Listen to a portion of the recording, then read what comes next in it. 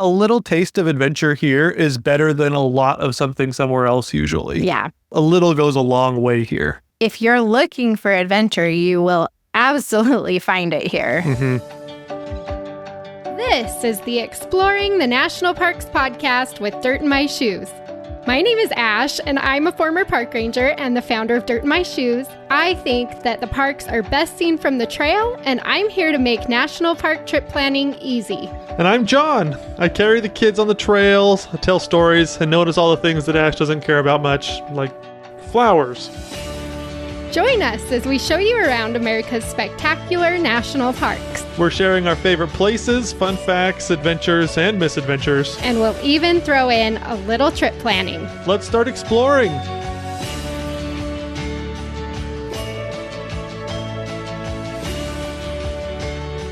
Now that we've gotten past the most wonderful time of the year, we are now into the most stressful time of the year. National Parks entrance reservations season. I do not look forward to this time of my year. I've got to say it is very stressful to be figuring out all the stupid entrance reservation requirements for these parks and to get on recreation.gov and to video myself getting the reservation for you because I'm not going to use them. So I'm just doing it so I can show everybody how to do it. Right. And I'm sitting in my office, like with my heart rate pounding 1,000,000 beats a minute, like, oh my gosh, am I going to be able to get these? And I'm the one that edits the video, so I edit out all the expletives. it's stressful. And so I feel your pain is what I'm saying. All of you who are planning on going to parks that are requiring entrance reservations.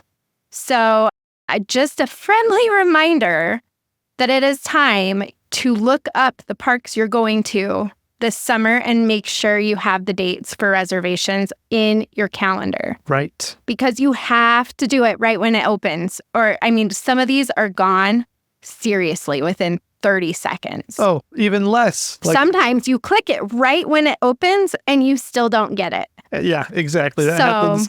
I feel like that's happened multiple years in a row when we try to get camping reservations in Yosemite or in Zion sometimes. Yeah, but that's a whole different beast. It's the entrance reservations, because if you don't get the entrance reservations, then it's like, I already made my lodging, I already bought my airfare, I already did all this stuff, and then I don't even know if I can get into the park during the day. It's just an extra.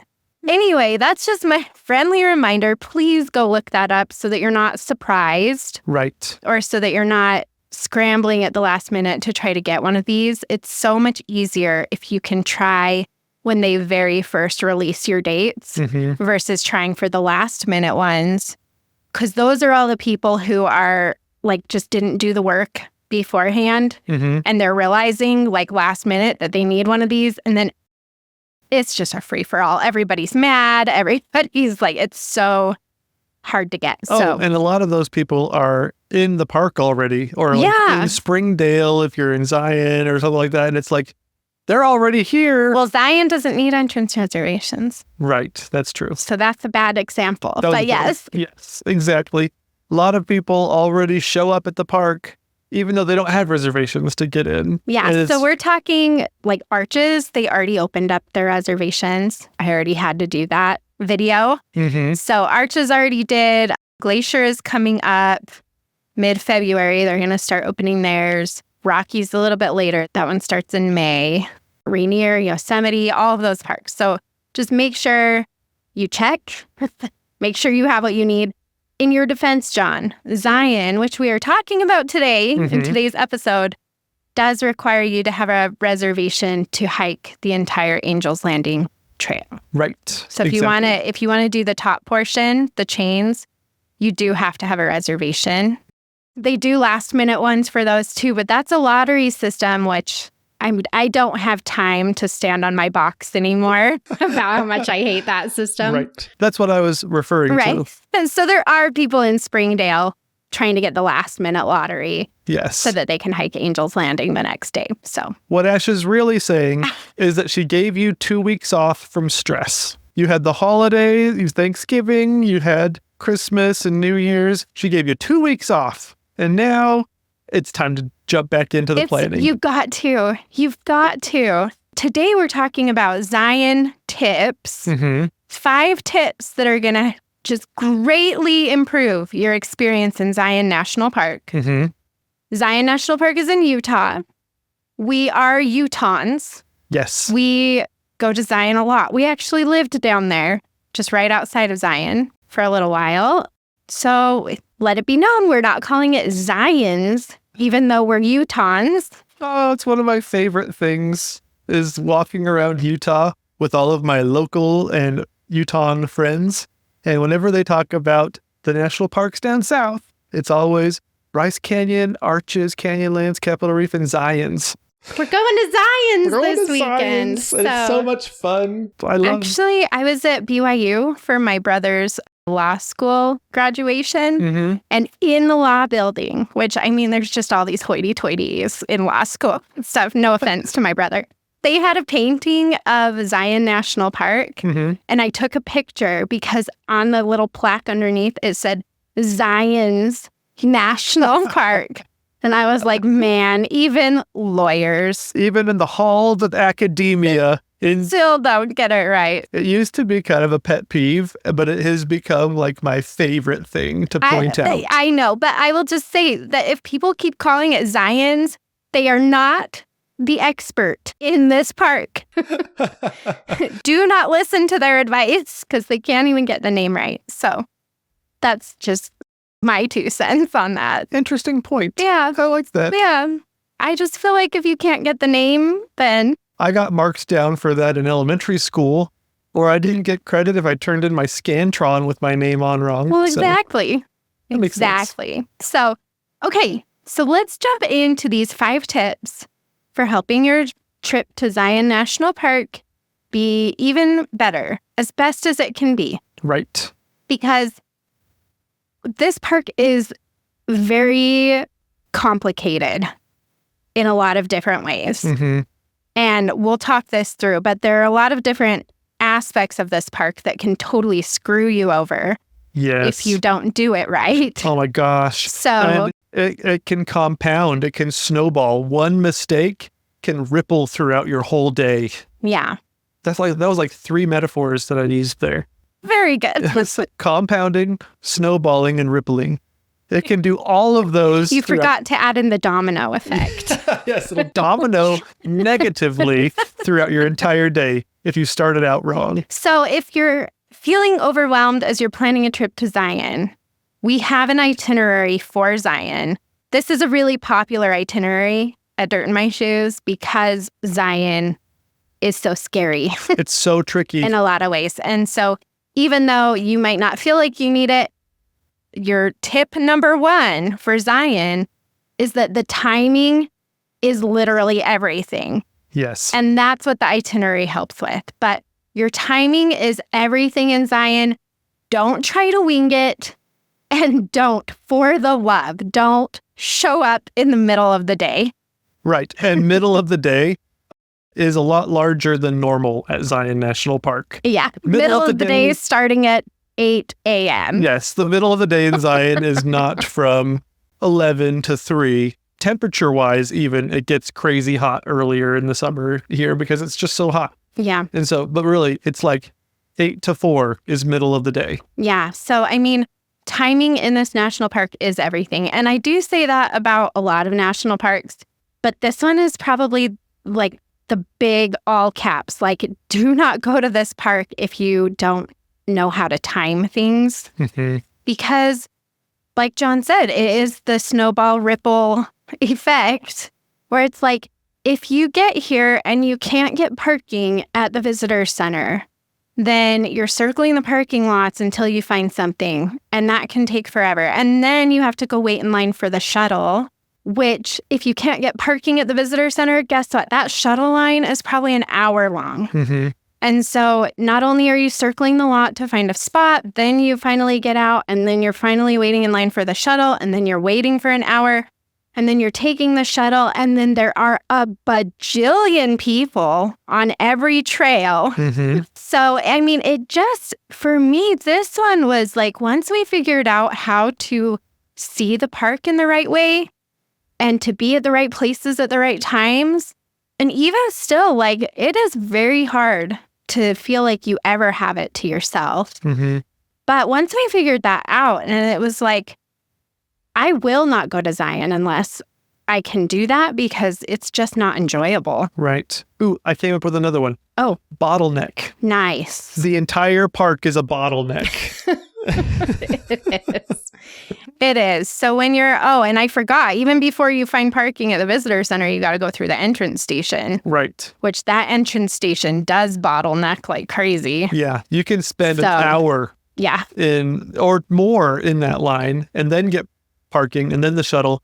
So it does bottleneck, ripple, and domino and stuff. It does. So that's like the number one tip is just to realize the thing that I hear a lot from people after they go to Zion is like, we did not know that it was going to be like that.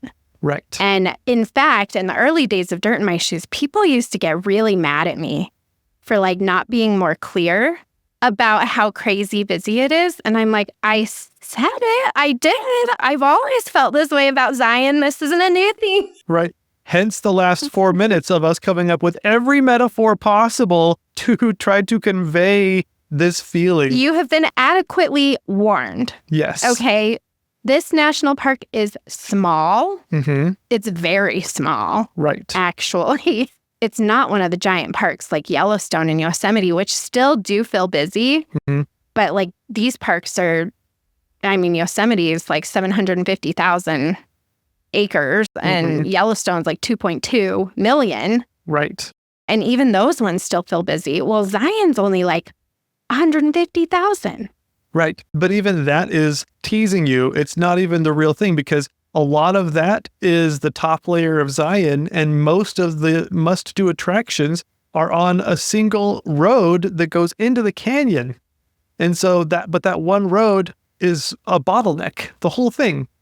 And so most of that acreage isn't even what you would probably consider the most popular stuff in Zion. Exactly. Well, in the whole east side of the park, that's not really the busy stuff either. So right. You really are, everybody's just kind of packed into this tiny space. It's a pretty small park anyway, but you're packed into this tiny space. And Zion National Park is one of the most visited national parks in America. I think it was number 3 last year. That's crazy. Number 3, crazy. and it's like 3.5 million visitors packed into a sardine can. And so, have we said it enough? I was like, I do not want anyone coming back to me saying, well, you didn't tell us that it was going to be that busy. The only reason we're doing this is so that when Ash gets those emails, she can simply respond with the link to this podcast episode and say, listen to the first 15 minutes. Yep. And then tell me that I haven't warned you properly. You have been warned. Zion is so busy. Timing is everything in this park. If you do want help with that, again, the Zion itinerary on Dirt in My Shoes will help you immensely with that. So yes, you are not without resources, but that is tip number 1, is just to recognize how busy it can be. Right.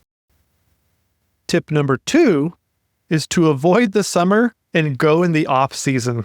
Hallelujah. Preach. Can I get a witness? Oh my gosh. Yes. The summer is A, crazy hot, and B, crazy busy. Yeah. And I think a lot of times you can only go on vacation in the summer. So I get that. But Zion is 100+ degrees during the summer and can really affect how much you're able to do, how much sightseeing you can do. It can get dangerous really fast. And for me personally, like, it's just not fun to be out hiking in that. I don't enjoy watching my skin roast. So for us, this is, like John said, tip number 2 is we avoid the summer in Zion. This is a really good shoulder season park. I know. I think that's one of the greatest aspects about Zion is that while it's busy during the summer, it is one of the greatest year-round parks. It really is. And with a caveat, which is that I would avoid March and April and May. March is okay sometimes. April and May typically. You'll want to avoid those months if you want to hike the Narrows because usually the water levels are too high and it's closed, at least for some portion of those months. Right. And so that's really the only thing. But otherwise, we'll go in even until November and December, January, and you'll have a little bit of snow kind of in the higher regions and maybe some ice in the shade. Right. But typically, the weather's still pretty good for getting out and hiking and doing stuff. You can do the Narrows. We did the Narrows in November, and there was ice in the river. Right. But we were prepared. We were wearing the full suits from Zion Guru, and so we were okay. And so if you want to go off season, it's much quieter, and you still get to do a lot, and you have a better chance of getting the Angel's Landing lottery. Right. It's true. So, but I would say September, October are usually like our favorite kind of really cool time to be there and to still be able to go to all the other Utah parks. Yeah, that makes a lot of sense. So. Those are the most ideal time. But it's flexible. That's the best thing about Zion. It's super flexible. And so you don't have to go at a specific time like Mount Rainier, which really only has a few months of the year where it's open. Right. It's the opposite with Zion, where it's open almost all the time. Well, it is open all the time. It's just... You shouldn't necessarily do the Narrows during a few months of the year. Well, you can't because they close it. Right. But yeah. Yes. People walk around signs all the time. But yeah, don't do that. Right. Exactly. But yeah, it's a pretty good year-round park. And you will find us popping in there during the winter. And still being able to do a lot of stuff. So a lot of people don't realize that. If you don't have to go here during the summer, don't. The Zion Lodge, the Visitor Center, the Watchman Campground, and most roads do stay open. Springdale has lodges and restaurants that stay open all year long, though. Yeah. And so there's not a problem there. Yeah. Great off-season park. Yes. Tip number 3 for Zion National Park is to make sure you book your lodging well in advance. It's not necessarily by choice either. You kind of just have to. And it's just getting this way in so many parks. But again, a lot of people don't realize that you need to make your reservations like a year in advance for the lodge. I think it's even 13 months. It's 13 months for the Zion Lodge. And that's the only lodge in the park. And it is in a pretty cool location. Oh, it's the best location. And you can catch the shuttle right from the lodge, which is really nice because you can't drive your car through a lot of Zion. And so you need to take the shuttle. And so it's kind of nice that you're like already up in the shuttle area. Yeah, you get a serious head start. Yeah. On everybody else that's trying to go into Zion Canyon. Yeah. Because you're more than halfway up already. Yep, you're already right up there. And you're super close to a lot of the trailheads, the main trailheads that you're going to want to do anyway. Yeah, it's true. So yeah, that one's 13 months in advance. And the campgrounds are reservation only. The main ones, South and Watchman, right down there where you pick up the shuttle and stuff by the visitor center. Those are right there. Those are typically 6 months in advance. Well, actually, Zion did something weird. Watchman is 6 months in advance. South is like 2 weeks in advance. They did it more as like it's kind of first come, first serve last minute, but you still have to have a reservation. Right. A lot of parks actually followed suit after Zion started doing. That way you don't have a campground that's like all cut up between like these campsites are 6 months in advance, but these ones are 2 weeks in advance. They just did one whole campground that was the 2 weeks in advance. They really started the idea actually of doing reservations only a little bit in advance. That was really kind of the first park that started doing that. And then a whole bunch of other parks have done that now, but they don't split it up by campground like you said. Like they'll do like their one campground has 6 months, 4 months, 3 weeks, 2 days, who knows? But yeah, Zion, so those reservations are a little bit different. Make sure you check the Zion website for the most up-to-date info on when those reservations need to be made. But that's one thing that a lot of people are like, yeah, we want to go to Zion next summer. But then if you don't make your lodging reservations, if you don't do it, then when you start looking 2 or 3 months in advance, you're going to be like, there's nowhere for me to stay. Yeah. Nowhere. So. Oof. Yeah, that totally makes sense. Luckily, I mean, Springdale is right outside of Zion National Park. It's a relatively good-sized town. Mm-hmm. Tons of hotels. The whole town is hotels, pretty much. Yes, it's true.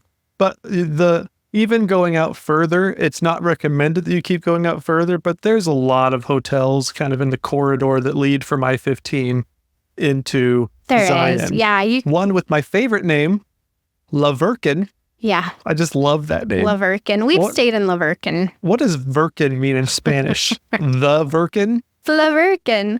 La Verkin, Virgin, Hurricane, because they're all out there too. But again, with this park, because you have to get such an early start and the timing is so important, it really pays to be as close or in the park as you can with your lodging. Right. Because the further you stay out, the earlier you need to get up to get in there, or your domino effect or your bottleneck or your ripple or snowball starts if you don't get in there. So. Oof.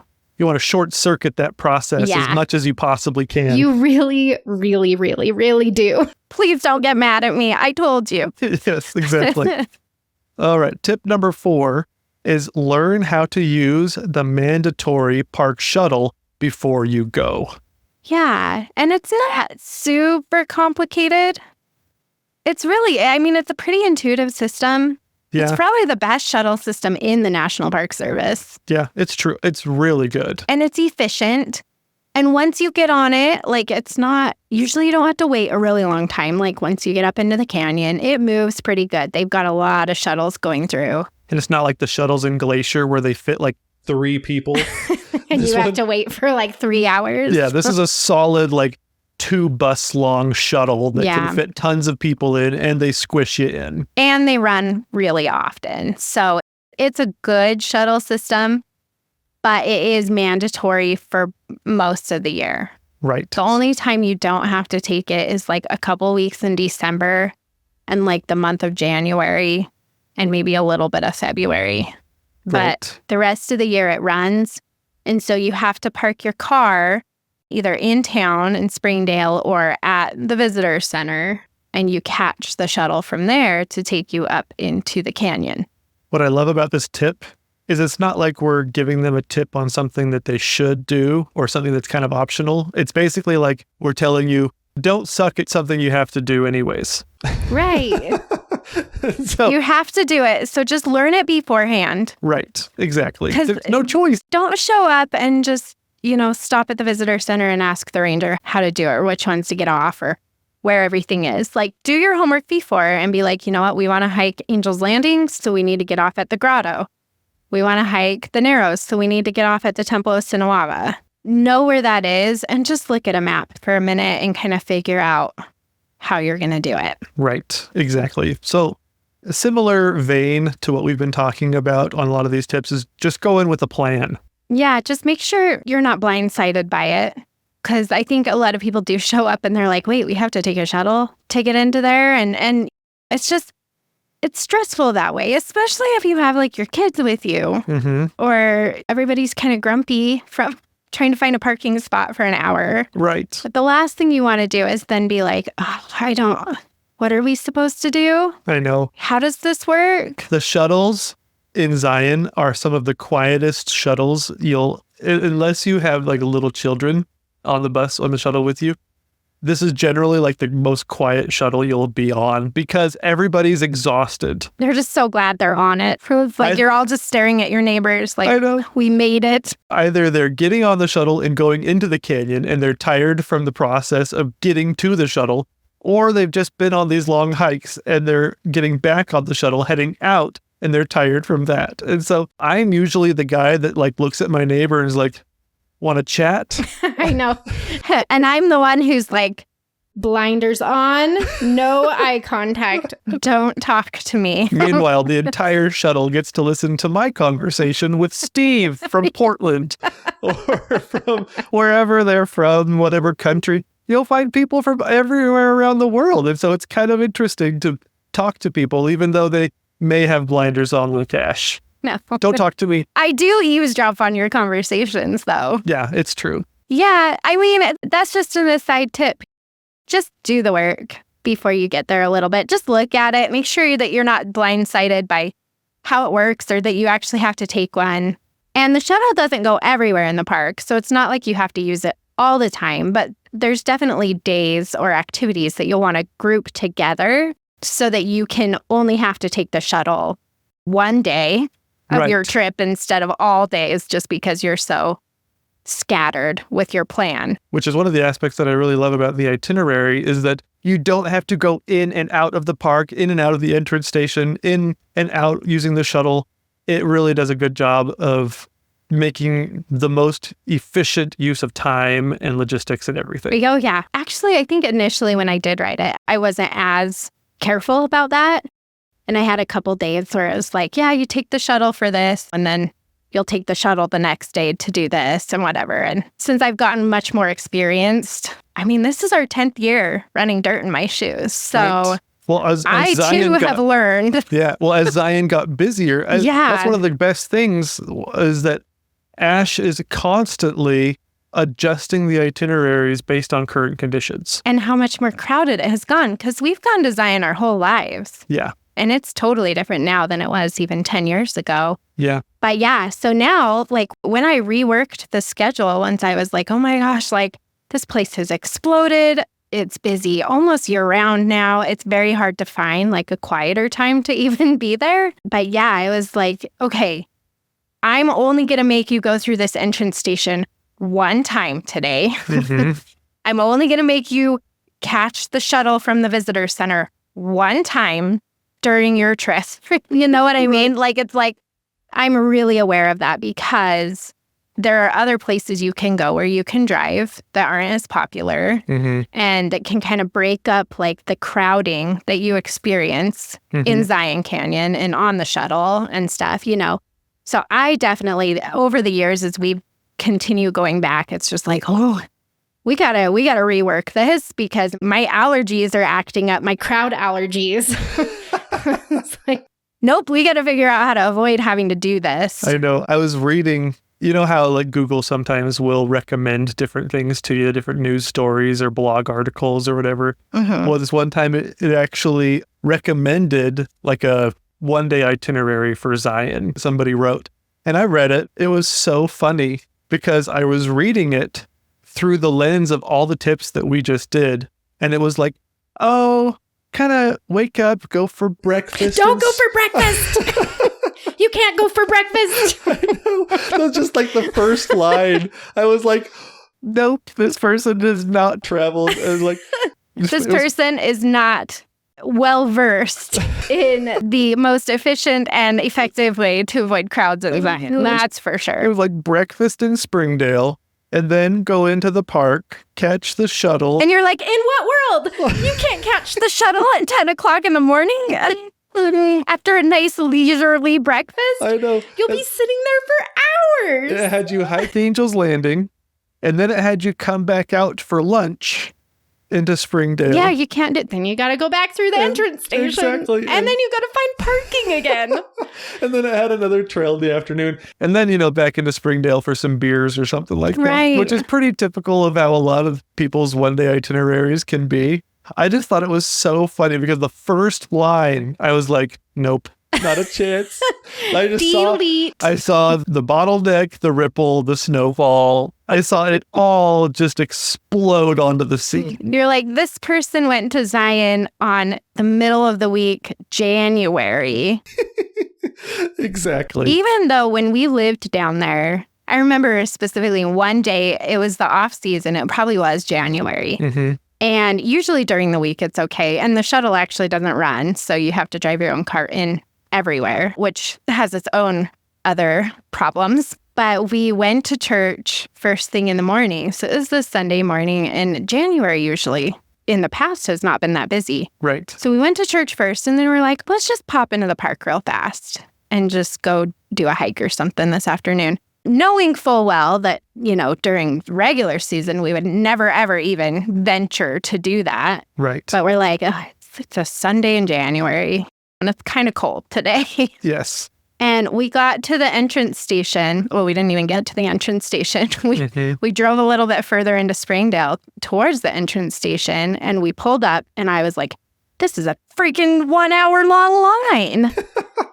I'm like, no, why are there people here? There's no holiday. The weather's not that great. It's a Sunday morning. It was just like, we were like, nope. So we just turned around and went home. I know, it was like past the Pioneer Inn, or is it the Pioneer Grill? I don't remember. Yeah. It was out by Zion Guru. Yeah. And I was like, no, my gosh. And we're like, this is going to take forever. What are all these people doing here? It was maybe a free park day or something like that. No, it wasn't. I always avoid those.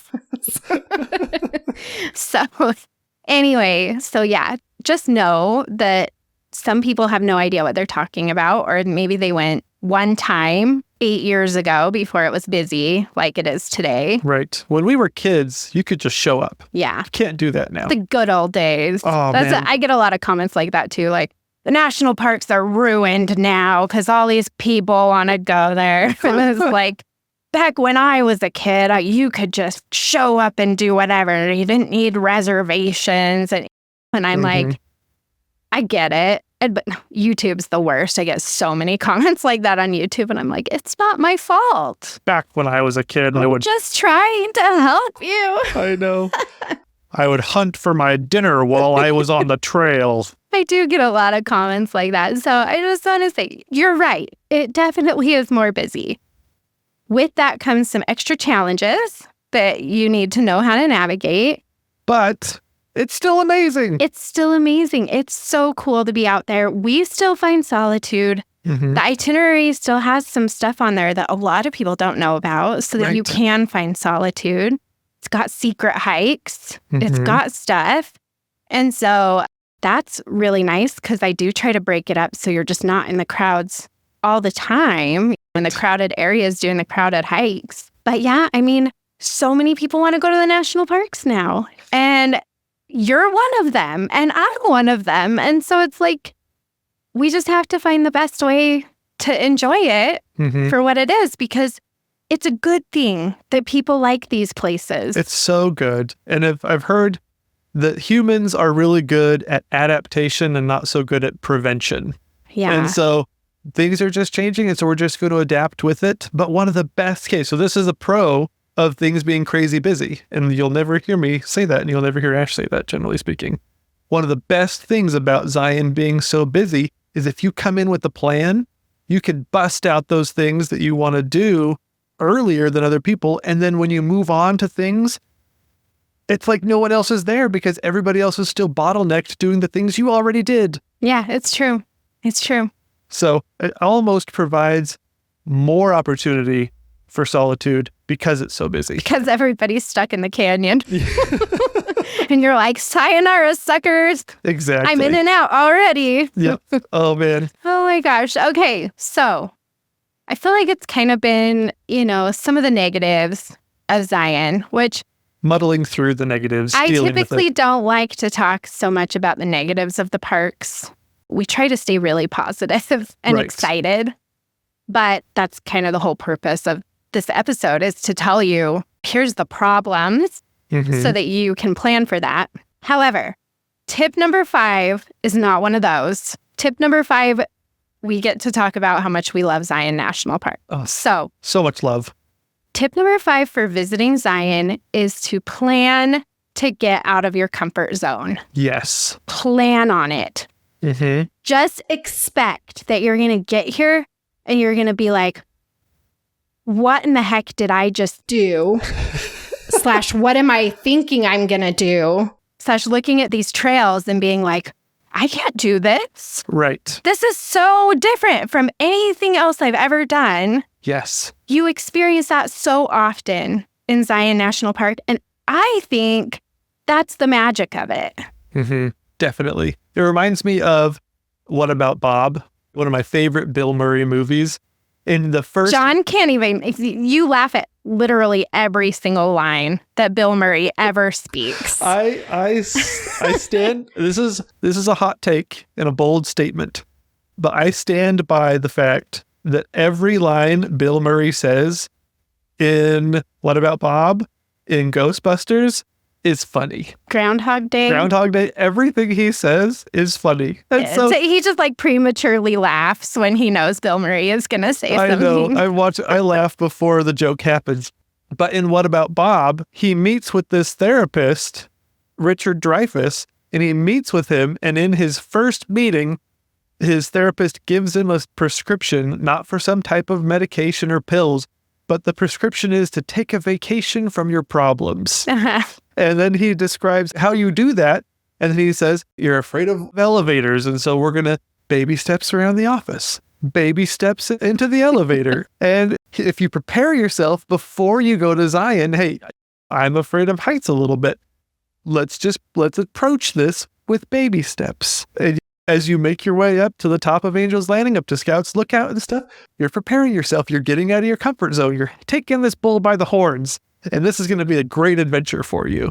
And that's what I tell all my patients in therapy. Which is, I think I'm your only patient. Ash, baby steps. Nope. I have 2 boys that are also my patients. Sure.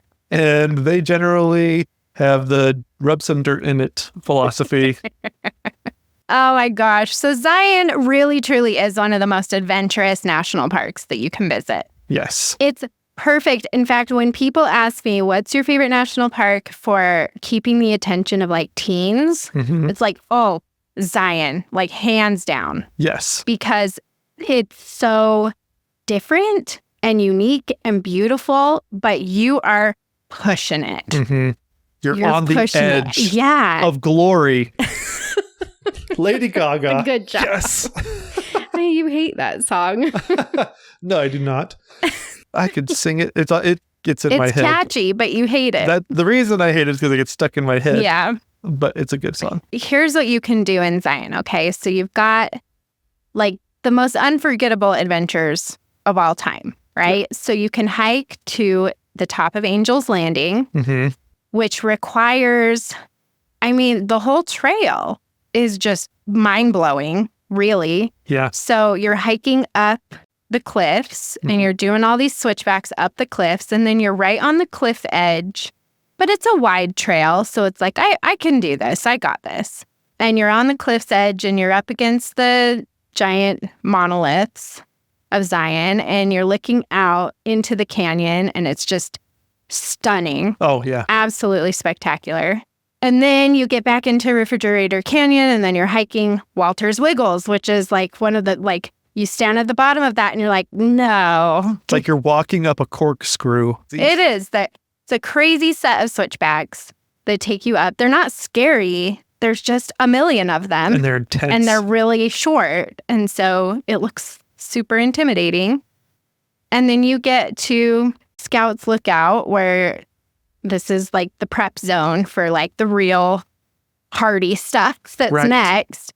So there's a lot of people just kind of standing there and using the bathroom and looking at Angel's Landing and watching people on the chains going, I don't know. I'm just not so sure about this. There's a lot of people second guessing things. And a lot of people turn around right there, which is fine. Yep. If you don't get a permit, you have to turn around right there. So, but you still get gorgeous views up to this point. But yeah, a lot of people are like, you get to Scouts Lookout and you're like, nope, I'm good. Not going up there. I'm not sure further. I can baby step through that. Because Angel's Landing, honestly, if you look at it from above, from like a bird's perspective, it's basically like you're walking on a giant Frisbee up chains. Yeah. Up to the top. It's just a spine. And you're holding on to chains, and you've got huge drop-offs on one or both sides at some point. But the thing is that a lot of people do it. And a lot of people make themselves push through the fear. That's how it is for me. I'm like, every time I get up there, I don't know how many times I've hiked that. I've done it before. A bunch of times.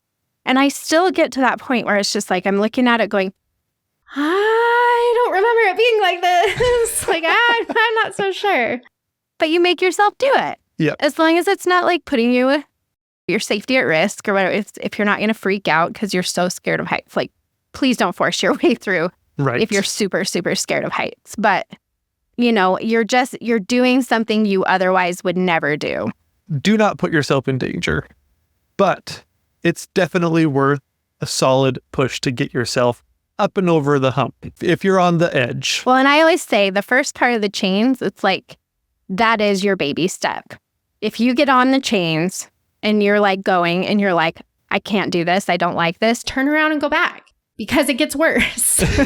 So yes, if you get on the chains, because a lot of times it looks scarier than it actually is. So you get on the chains and you're going along and you're like, you know what, this isn't too bad.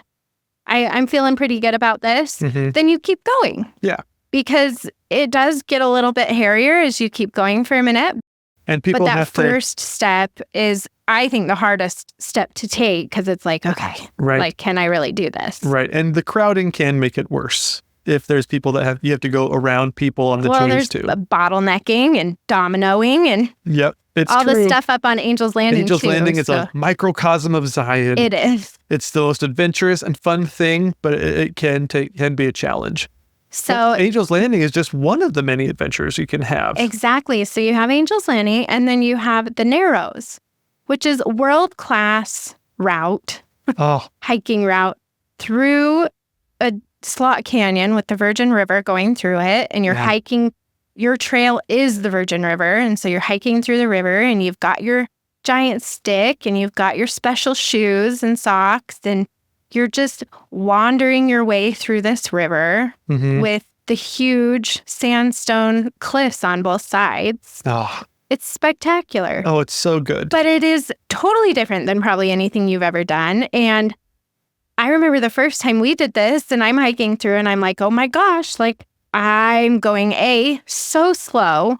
B, everything is slippery, and it's just hard to get my footing. And so it's just, why am I doing this for some parts? And then you get to some sections where it's like, if I go through that, the water is going to be to my shoulders.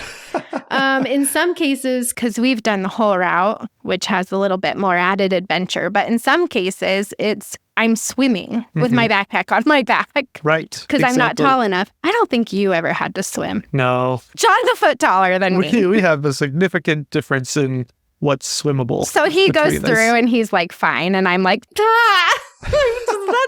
that's over my head. I know. It's so funny. So it's in a pretty controlled environment. I mean, of course, all these trails, you still have Mother Nature and things that can happen and stuff. But it's more like, I can't believe I'm doing this. I know. I've never done anything like this before. In Angel's Landing, you look down in awe.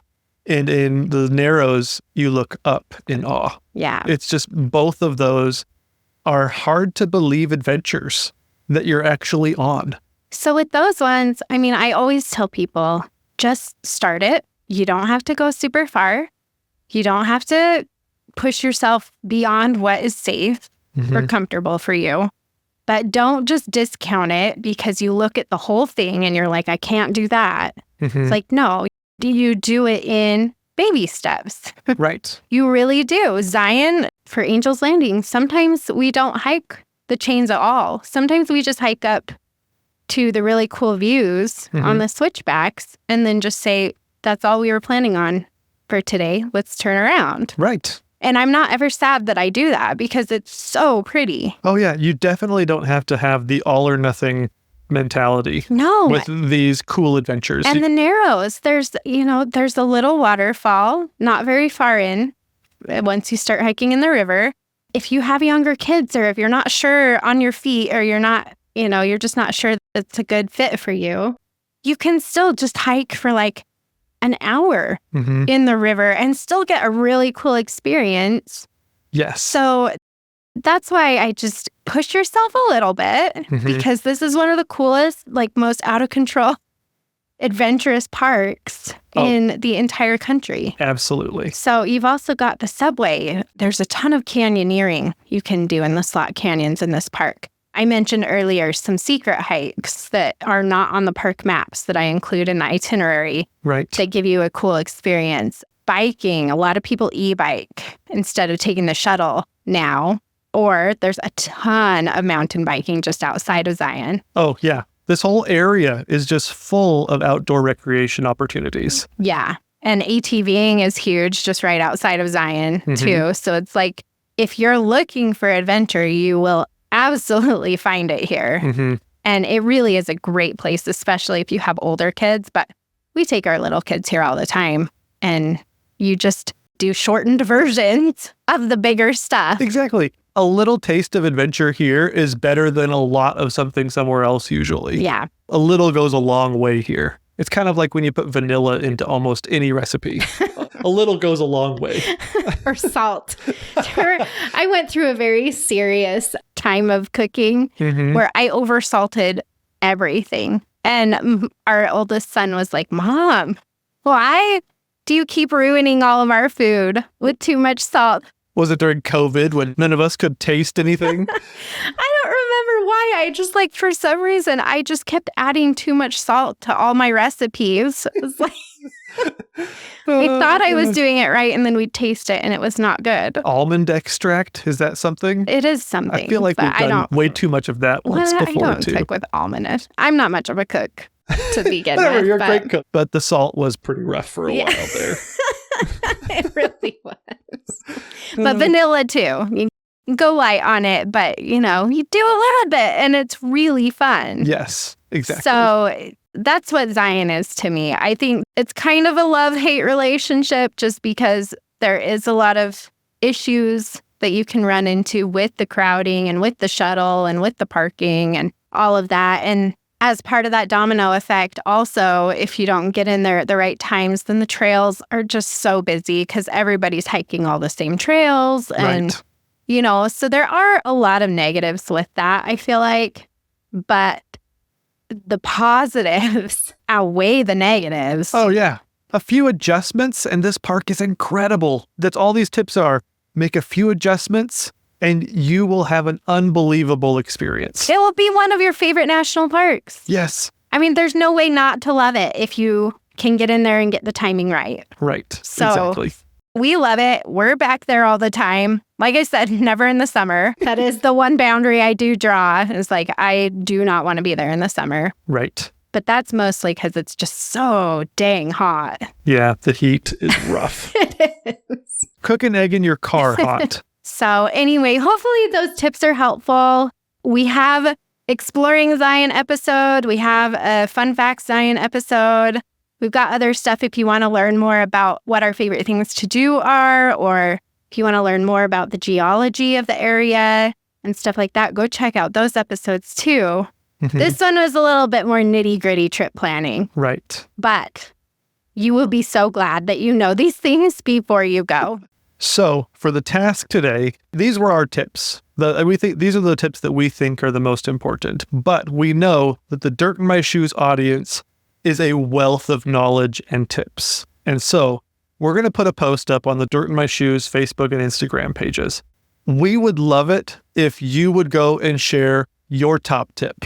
If you've been to Zion, share what is a tip that you think would be helpful for people that are going to Zion maybe for the first time. Yeah, then we'll have a whole thread of tips. You can also find more tips in the Zion itinerary, as we mentioned. We by far did not cover all the stuff that you'll probably want to know before you go. Right. So we had to pick and choose. This episode had to be only an hour. So we could go on all day. But yes, if you have some tips for people, if you've been to Zion, go leave them over there on the Dirt in My Shoes Facebook or Instagram post. Yes, please. And once again, thank you to the Dirt in My Shoes audience. We sure appreciate you. We love reading through all the reviews that you've left for us. Thank you so much. It really helps the podcast. If you've been enjoying the podcast, please leave us a 5-star review. We sure appreciate it. And don't forget to go get some dirt in your shoes.